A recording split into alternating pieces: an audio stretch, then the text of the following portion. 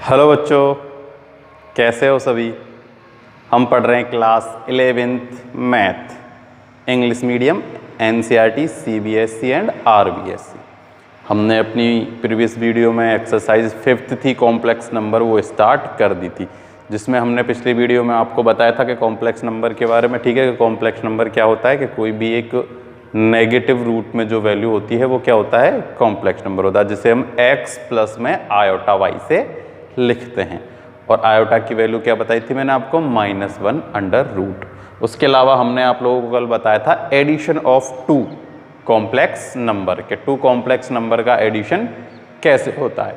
फिर हमने उसमें जो लॉ अप्लाई होते हैं उन लॉ के बारे में बताया था कि कम्यूटेटिव लॉ अप्लाई होता है, एसोसिएटिव लॉ अप्लाई होता है ना, और मल्टीप्लेटिव लॉ अप्लाई होता है। मल्टीप्लेटिव तो मल्टीप्लेटिव में होता है, और कौन कौन से थे, एक था एडिटिव इनवर्स है ना, एक इनवर्स। तो ये सारे लॉ उसमें क्या हो रहे थे, अप्लाई हो रहे थे। आज हम पढ़ेंगे difference of two complex number. तो देखो ज़्यादा चेंजेस नहीं है ऐड में और डिफरेंस में। डिफरेंस का मतलब क्या होता है, सब्ट्रैक्ट करना होता है। तो कोई भी दो कॉम्प्लेक्स नंबर हैं जैसे Z1 और Z2, Z1 इक्वल टू वो ही x1 प्लस में आयोटा y1 है, और Z2 इक्वल टू में x2 प्लस में आयोटा y2 है। तो जैसे ही हमने ऐड किया था ऐसे ही सेम टू सेम सब्ट्रैक्ट होगा। Z1 minus Z2, x1 minus x2। ठीक है, Z1 माइनस Z2 कर रहे हैं तो x1 माइनस x2, और Z2 माइनस Z1 करेंगे तो x2 माइनस में x1 आएगा। जो भी हम जिसमें से माइनस कर रहे हैं उसको लिख लेंगे। तो हम अब Z में से माइनस कर रहे हैं क्या, Z2, तो x माइनस x2।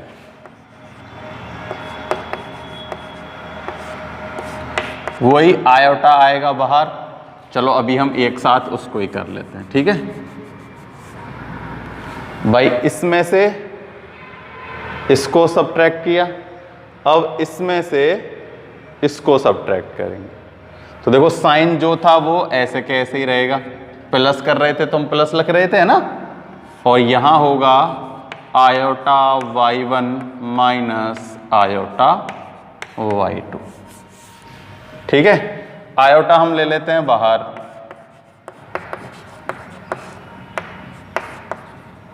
क्या बचेगा, y1 माइनस y2। ठीक है, तो वही सेम है, पहले प्लस था और अब क्या है, माइनस है। तो x1 माइनस में x2 आयोटा y1 माइनस में y2।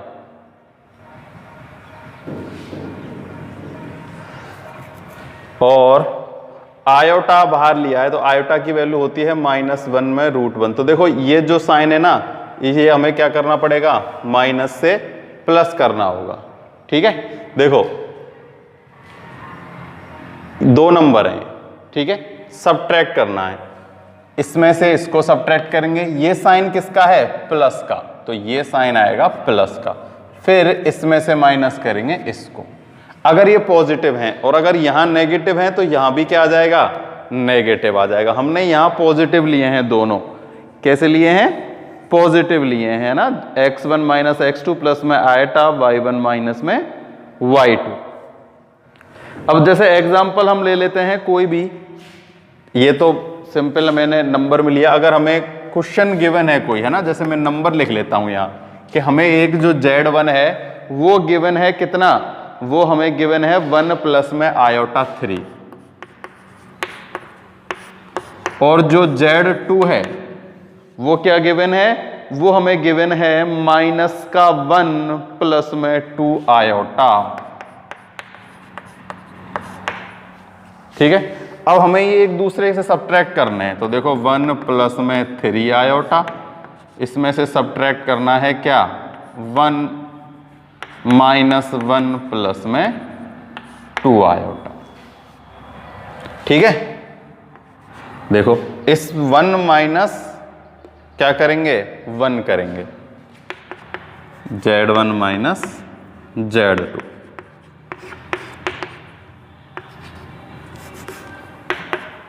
तो 1 माइनस करेंगे माइनस का 1, तो देखो जब 1 में से माइनस करते हैं माइनस का 1 तो ये कितना बन जाता है, ये बन जाता है 2। कितना बन जाता है 2। माइनस माइनस माइनस प्लस, तो 1 + 1 2, तो मैं सीधा लिख देता हूं 2। ठीक है। अब 3 में से माइनस करना है 2 आयोटा। देखो यहां तो है 3 आयोटा और यहां है 2 आयोटा, लेकिन साइन क्या है, माइनस का। देखो अगर हम ये ब्रैकेट हटाएं ना तो ये माइनस से मल्टीप्लाई, ये प्लस हो जाता है, ये माइनस। तो 3 में से 2 माइनस करेंगे तब कितना बचेगा, 1 बचेगा, यानी कि केवल आयोटा बचेगा। कितना बचेगा, केवल आयोटा। तो देखो यहां साइन है प्लस का, तो ये तो होगा प्लस, और यहां आएगा 3 आयोटा माइनस के 2 आयोटा। मैं स्टेप बाय स्टेप करा देता हूं, ठीक है। तो देखो ये तो है 2 प्लस, यहां से मैं आयोटा ले लेता हूं कॉमन, और 3 में से 2 जाएगा जब कितना बचेगा, 1। 1 का मल्टीप्लाई आयोटा से होगा, तब अपना पास क्या आ जाएगा, 2 प्लस के आयोटा आ जाएगा। 1 + 3 आयोटा में से -1 प्लस के 2 आयोटा किया तो अपने पास कितना आ गया, 2 प्लस में आयोटा आ चुका है। तो ये बस माइनस करने में मिस्टेक नहीं करनी है हमें। जैसे जैसे नॉर्मल नंबरों का माइनस करते हैं ना, बस ऐसे ही है। बस इसमें ये याद रखना है, आयोटा वाले का आयोटा के साथ मल्टीप्लाई, ऐड, और आयोटा का ही आयोटा के साथ सब्ट्रैक्शन। ठीक है। मैंने आप लोगों को कल बताया था कि x प्लस में आयोटा y, या फिर x1 और x2 प्लस में आयोटा y2, इसको इसके साथ ऐड करते हैं, इसको इसके साथ ऐड करते हैं, ऐसे ही इसको इसके साथ सब्ट्रैक्ट करते हैं और इसको इसके साथ सब्ट्रैक्ट करते हैं। ठीक है। लेकिन मल्टीप्लाई जो है वो तो हमें सबका ही करना पड़ता है ना। जब हम मल्टीप्लाई करेंगे ना, जब इसका मल्टीप्लाई इससे होगा, इसका मल्टीप्लाई इससे होगा, फिर इसका मल्टीप्लाई इससे होगा, फिर इसका मल्टीप्लाई इससे हो जाएगा। ठीक है। तो अभी हम क्या कर रहे हैं, हम पढ़ रहे हैं डिफरेंस ऑफ 2 कॉम्प्लेक्स नंबर। अब कल बताया था मैंने आपको लॉ के बारे में ना, कि वो जो लॉ है ना वो किस में, एडिशन में अप्लाई होते हैं, लेकिन सब्ट्रैक्शन में अप्लाई नहीं होते। उसका जवाब भी मैं आप लोगों को दे चुका हूं। जैसे देखो कोई भी एक नंबर है, 3 + 4 = कितना होता है, 7, और 4 + 3 भी कितना होता है, 7। लेकिन सब्ट्रैक्ट करने में ऐसा नहीं होता। 3 - 4 करने पर आता है -1, और 4 - 3 करने पर कितना आता है, 1। ठीक है। तो ये जितने भी सारे लॉ पॉजिटिव इसमें एडिशन में अप्लाई हुए थे ना, वो सब्ट्रैक्शन में अप्लाई नहीं होते हैं। ना तो इसमें कम्यूटेटिव लॉ, ना एसोसिएटिव लॉ, और जितने भी कल हमने लॉ पढ़े थे ना, एडिटिव इनवर्स या एडिटिव आइडेंटिटी, है ना, तो वो इसमें अप्लाई हम नहीं कर सकते। वो केवल एडिशन में होते हैं और मल्टीप्लिकेशन में भी हो जाते हैं। क्योंकि देखो 3 × 4 करो चाहे 4 × 3 करो, क्या आता है, सेम टू सेम आएगा, 12 और 12। लेकिन सब्ट्रैक्शन करने में ऐसा नहीं होता है। ठीक है। तो ये हो चुके हैं अपने पास डिफरेंस ऑफ 2 कॉम्प्लेक्स नंबर। जैसे ऐड था ऐसे ही सब्ट्रैक्ट है, कोई ज़्यादा चेंजेस नहीं है, ज़्यादा दिमाग लगाने की ज़रूरत नहीं है। सीधा सीधा सा ही ऐड जैसे किया था ऐसे ही सब्ट्रैक्ट होता है। अब सीखते हैं मल्टीप्लिकेशन करना। ये इंपॉर्टेंट पार्ट है। कौन सा, मल्टीप्लाई करने वाला।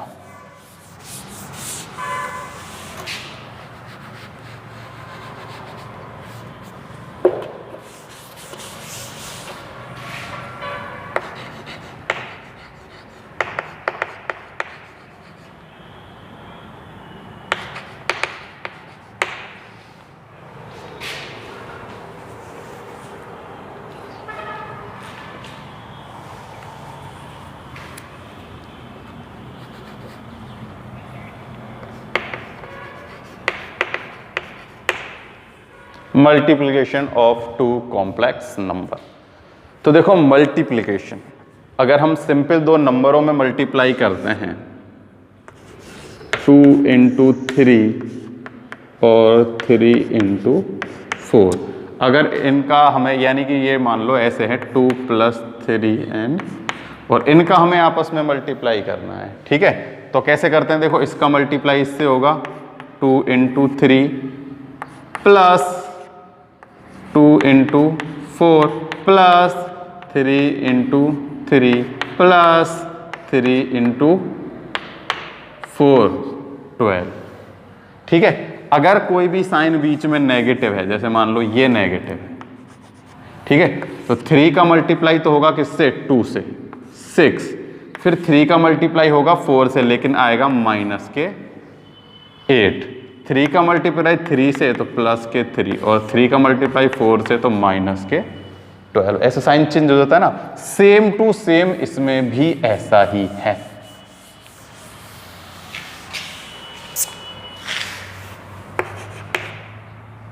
Z1 इक्वल्स टू वही x प्लस आयोटा y से ही करते हैं, ये x1 ये y1, और Z2 equals to x2 plus में आयोटा y2,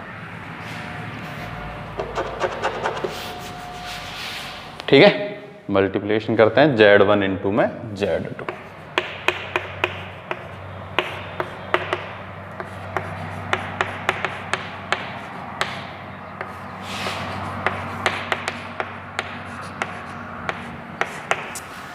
ठीक है। देखो x1 का मल्टीप्लाई x2 के साथ, तो x1 into x2 plus sign का है तो साइन आएगा प्लस का, x1 का मल्टीप्लाई होगा आयोटा y2 के साथ, ठीक है। फिर होगा प्लस में आयोटा x2 y1 प्लस यहां से होगा आयोटा स्क्वायर y1 और y2, ठीक है। अब वही कैसे कैसे नंबर, रियल नंबर एक तरफ और इमेजिनरी नंबर एक तरफ। तो देखो ये रियल नंबर है, इसमें आयोटा नहीं है, x1 और x2, ठीक है। अब देखो यहां सब में आयोटा है, मैंने आप लोगों को आयोटा की वैल्यू क्या बताई थी, आयोटा की वैल्यू बताई थी मैंने आपको -1 अंडर रूट का, ठीक है। और यहां अपने पास आयोटा स्क्वायर है, तो आयोटा स्क्वायर क्या हो जाएगा, रूट हट जाएगा, और आयोटा स्क्वायर की वैल्यू क्या होती है, -1, क्या होती है, -1। अब इस नंबर का -1 से मल्टीप्लाई करो तो ये हो जाएगा माइनस का y1 y2, और आयोटा हट गया, आयोटा हट गया तो ये भी कैसा नंबर बन गया, रियल नंबर बन गया, y1 और y2। इन दोनों में से आयोटा कॉमन आएगा, प्लस साइन है ना, आयोटा लिखा बाहर, क्या बचा, x1 y2 प्लस में x2 y1, और ये हो चुका है क्या, multiplication of two complex number. और यहां आप नीचे लिख लेना कि आयोटा स्क्वायर इक्वल्स टू -1। वैसे तो मैं इन सब की वैल्यू भी आप लोगों को डिटेल में बात करेंगे ना, कि आयोटा की वैल्यू के बारे में, आयोटा स्क्वायर के बारे में, आयोटा क्यूब के बारे में, आयोटा 4 के बारे में, आयोटा 5 के बारे में, आयोटा की पावर 6 के बारे में, उनके बारे में हम डिटेल से बात करेंगे, है ना। बस अभी तो आप इतना याद रखो यहाँ कि आयोटा स्क्वायर की वैल्यू -1 है, क्योंकि आयोटा की क्या है, -1 का रूट है, तो इसका स्क्वायर करेंगे, इसका स्क्वायर करेंगे तो स्क्वायर से रूट कैंसिल हो जाएगा, तो स्क्वायर इक्वल्स टू में -1, ठीक।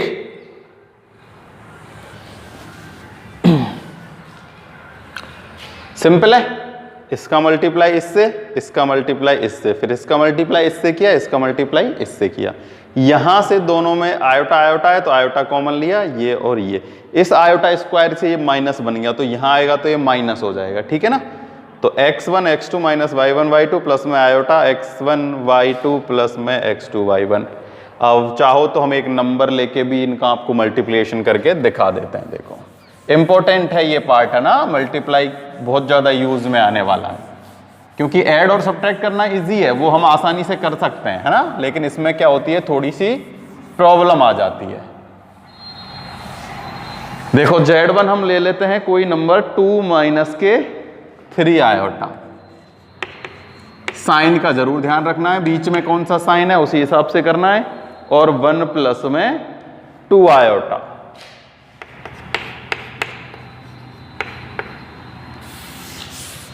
तो Z1 मल्टीप्लाई Z2।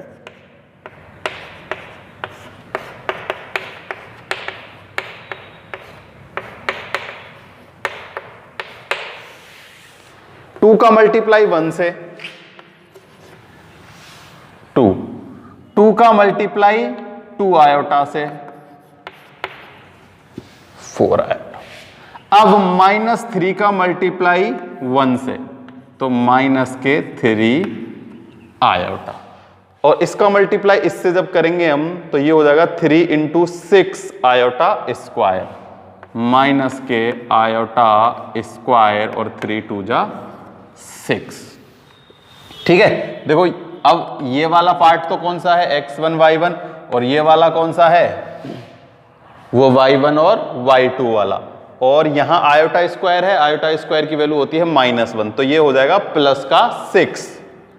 तो 2 प्लस 6, यहां से मैं क्या ले लेता हूं, प्लस साइन है तो आयोटा कॉमन ले लेता हूं, क्या बचेगा 4 माइनस 3, तो 2 प्लस 6 हो गया 8, यहां बचेगा 1, आयोटा से मल्टीप्लाई करेंगे 1 का तो आ जाएगा 8 प्लस में आयोटा।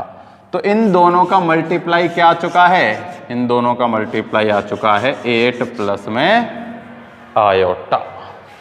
आई बात समझ में, ऐसे होते हैं मल्टीप्लाई, और इसमें भी वो सारे रूल अप्लाई होते हैं जो कि किसमें होते हैं, एडिशन ऑफ कॉम्प्लेक्स नंबर में होते हैं।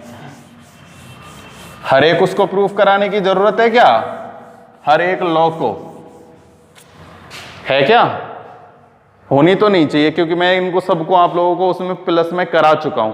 फिर भी देखो, जो पहला है closure law, let x1 and x2 be two complex number then the product of x1 x2 is again a complex number. ये तो सिंपल सी बात है कि Z1 plus Z2 complex number है, Z1 और Z2 कॉम्प्लेक्स नंबर हैं, तो Z1 plus Z2 भी कॉम्प्लेक्स नंबर होगा, Z1 माइनस Z2 भी कॉम्प्लेक्स नंबर होगा, और Z1 इंटू Z2 भी एक कॉम्प्लेक्स नंबर होगा। ठीक है, उसके बाद है कम्यूटेटिव लॉ। ठीक है, तो कम्यूटेटिव लॉ मैंने आप लोगों को बताया था, कम्यूटेटिव लॉ क्या होता है कि जैसे Z1 प्लस में तो प्लस था, यहां मल्टीप्लाई की बात कर रहे हैं, तो Z1 इंटू Z2 इक्वल होगा Z2 इंटू Z1 के।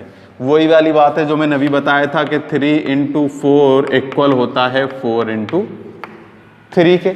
बस ये सिंपल नंबर थे, यहां आप कॉम्प्लेक्स नंबर हैं, आएगा लेकिन सेम टू सेम। प्रूफ कराने की मेरे को लगता नहीं है जरूरत है ना, बस समझ लो कि क्या क्या होता है। उसके बाद है एसोसिएटिव लॉ। तो एसोसिएटिव लॉ देखो, जो एडिशन के लिए हमने पढ़ा था, मैंने आप लोग को बताया था कि ऐसे Z1 plus Z2 plus Z3 equal है Z1 plus Z2 plus Z3 के। तो इसमें यहां ब्रैकेट लगा दो और इसमें यहां ब्रैकेट, तो ये हो जाता है एसोसिएटिव लॉ। और मैंने यहाँ आप लोगों को प्रूफ करके बता दिया कि ये इक्वल होता है इस।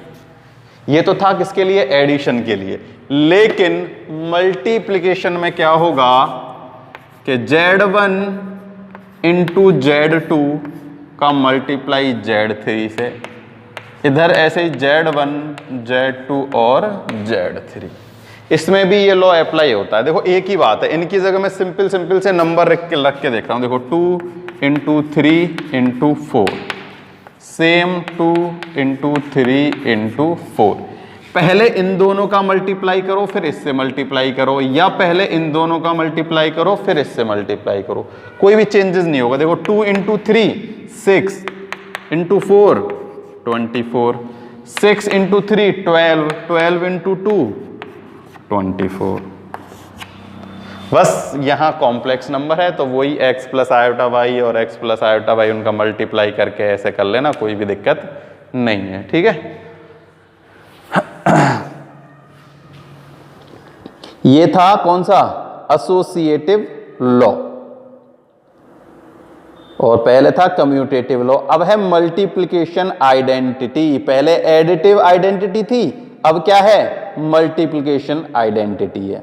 ठीक है, तो उसमें भी कोई दिक्कत वाली बात नहीं है। किसी का मल्टीप्लाई किससे करो, जैसे x प्लस आयोटा y1 है, इसको 1 प्लस आयोटा 0 से मल्टीप्लाई करेंगे तो x प्लस आयोटा y ही आएगा।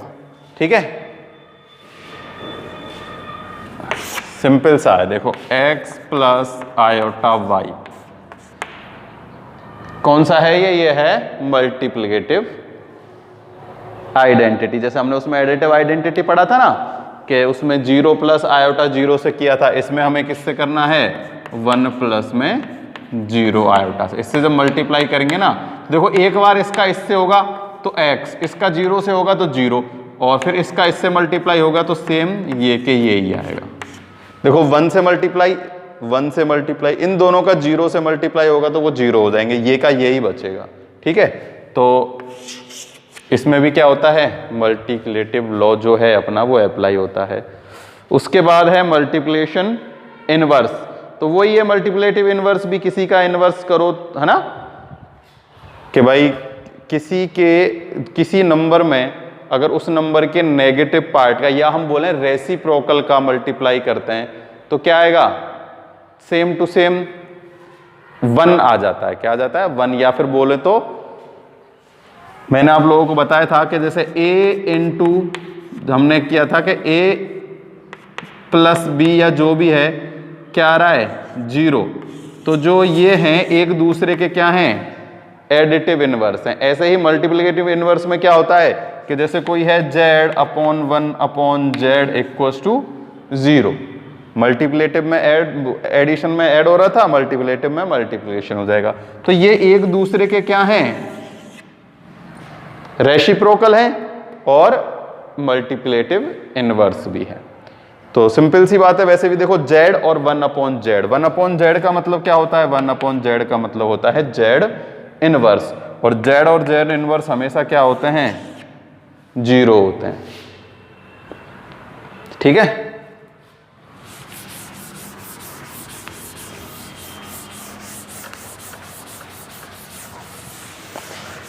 अब देखो multiplication of two complex number में अगर एडिशन से कोई भी थोड़ी सी अलग चीज है तो वो ये वाला लॉ है। कौन सा, डिस्ट्रीब्यूटिव लॉ। देखो ये जो लॉ है,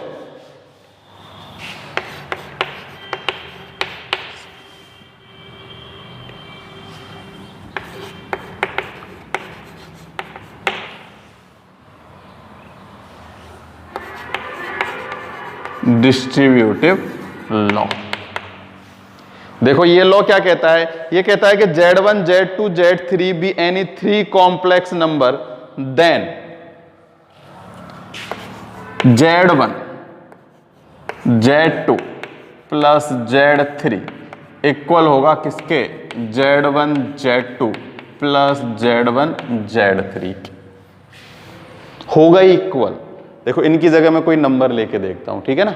देखो इसका मतलब क्या है, देखो ये एक नंबर है, इसमें से हम Z1 कॉमन ले लेंगे, Z1 कॉमन आया तो Z2 प्लस Z3। तो इसको ऐसे सॉल्व कर लो या ऐसे सॉल्व कर लो, वैल्यू तो बराबर आनी है। जैसे हम सिंपली नंबर से लेके कर लेते हैं, जैसे Z1 है अपने पास 2, ये है 4 और ये है अपने पास 3, ठीक है।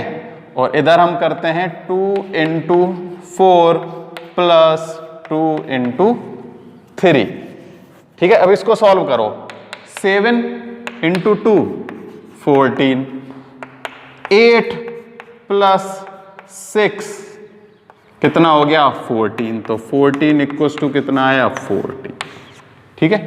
तो ऐसे को हम ऐसा लिख सकते हैं, ऐसे को हम ऐसा लिख सकते हैं अकॉर्डिंग टू डिस्ट्रीब्यूटिव लॉ। ये डिस्ट्रीब्यूट कर रहा है ना, बस Z1 का इससे मल्टीप्लाई और इससे मल्टीप्लाई कर दिया तो ये आएगा, इसमें से Z1 कॉमन ले लेंगे तो ये आएगा। इनको तो कैसे ही सॉल्व कर लो, सिंपल सी बात है।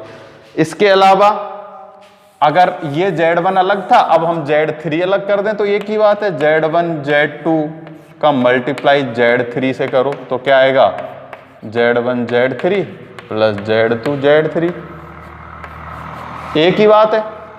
ऐसे कर लो सॉल्व, चाहे ऐसे कर लो, दोनों की वैल्यू क्या है, इक्वल है। ये यूज में आने वाले हैं, ऐसे नहीं बता रहा मैं।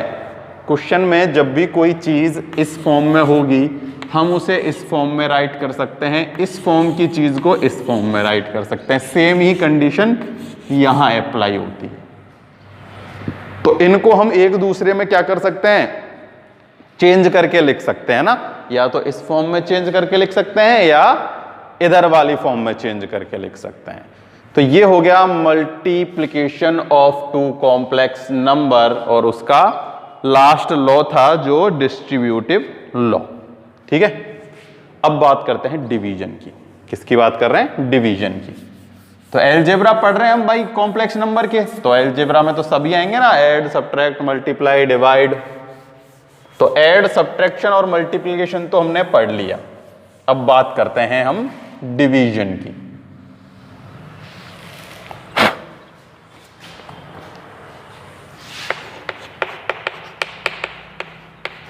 Division of two complex number.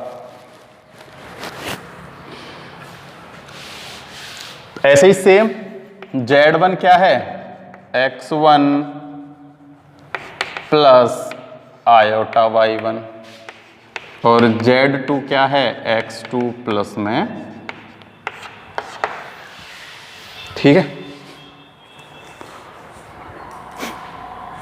देखो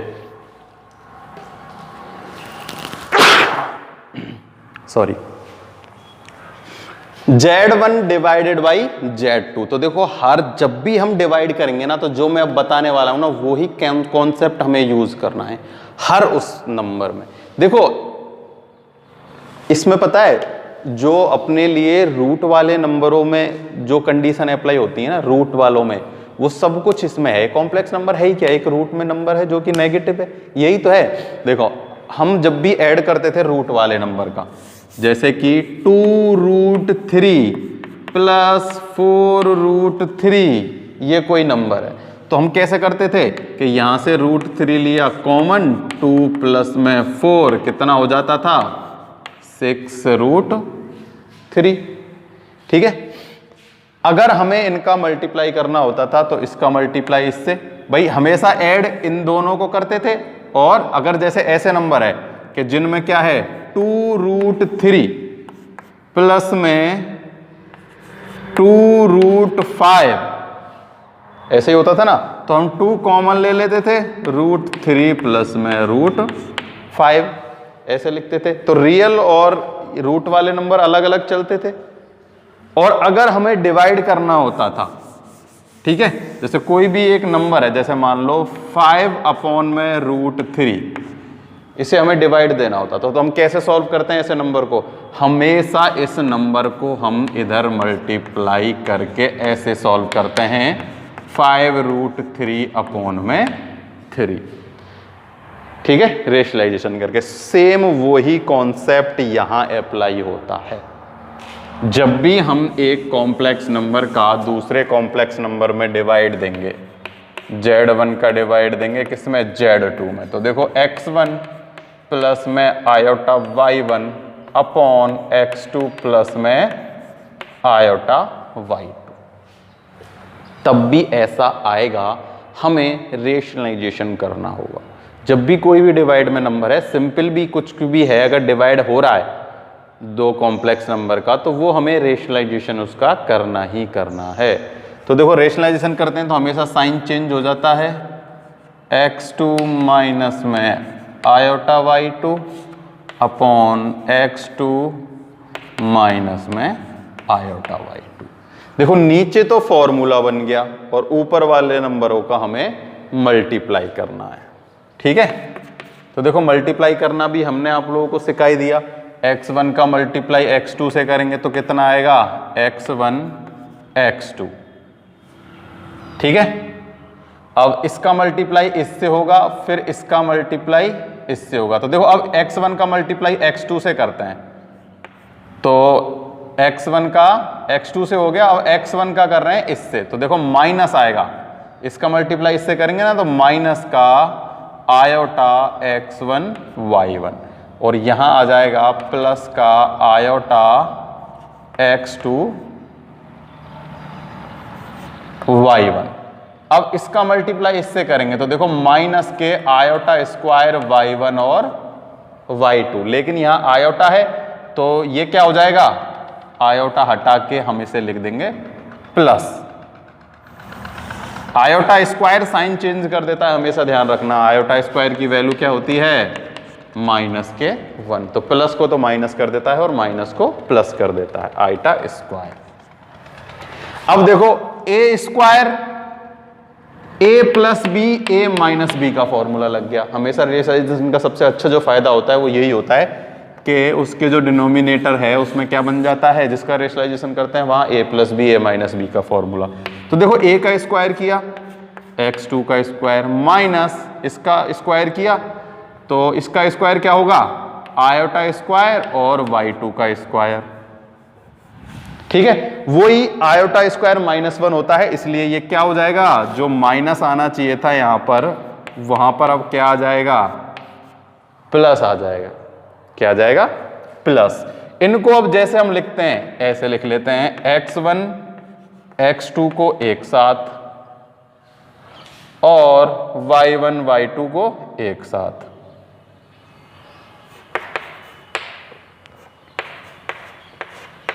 ठीक है, यहां से आयोटा कॉमन आ जाएगा। अब देखो प्लस का लोग आयोटा ले लो या माइनस का आयोटा ले लो, तो हम देखो माइनस अगर आयोटा लेंगे तो ये संख्या तो हो जाएगी पॉजिटिव और ये संख्या हो जाएगी कैसी, नेगेटिव। अगर हम यहां प्लस का लेते हैं तो ये तो है नेगेटिव वाली और ये है पॉजिटिव वाली, तो उसमें हम कैसे लिखेंगे, इसको ऐसे लिख लेंगे x2 y1 minus x1 y2 और नीचे ये नंबर ऐसे चल ही रहा है, x2 का स्क्वायर प्लस में y2 का स्क्वायर। ठीक है, तो इसमें मल्टीप्लिकेशन वाला जो था वो कॉन्सेप्ट यूज में आएगा। तो x1 x2 plus y1 y2, अगर यहां पॉजिटिव है तो वो y1 x2 आगे आ जाएगा और y2 x1, ये ऐसे जैसे भी, ये तो कैलकुलेशन आप अपने हिसाब से कर लेना पॉजिटिव नेगेटिव वाली। तो बस इतना याद रखना है कि जब भी डिवाइड देंगे तो हमें क्या करना है, रेशनलाइजेशन करना है। ऊपर वालों नंबर का मल्टीप्लाई करना हमने सीख लिया है। उसके बाद नीचे जो नंबर है, जब भी हम a square minus b square करेंगे ना तो आयोटा स्क्वायर का स्क्वायर करते ही वो नंबर पॉजिटिव हो जाएगा। ठीक है, तो यहां माइनस की जगह साइन आएगा प्लस का। तो देखो नंबर लेके हम सॉल्व करते हैं, कोई भी एक नंबर लेते हैं और उसे सॉल्व करते हैं।